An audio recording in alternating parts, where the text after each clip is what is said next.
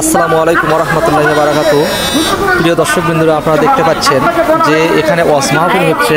ওয়াজ মাহফিলে এখানে আচার নিয়ে যাচ্ছে, কিন্তু এখানে আচার উন্মুক্ত জায়গায়, তাতে কোনো প্রোটেক্ট নাই।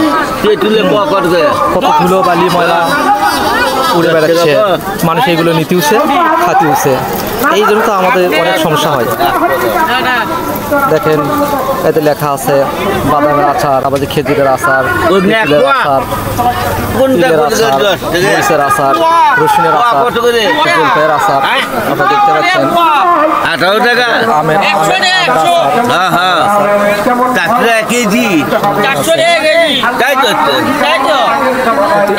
খারাপ লাগলো। জিনিসগুলো ভালো, কিন্তু ভালো পরিবেশ নেই। সবকিছু সুন্দর, কিন্তু খাওয়ার মতো উপযুক্ত নয়। সবকিছু ধুলোবালি, এইগুলো খাইলে পেট নষ্ট হবে 100%।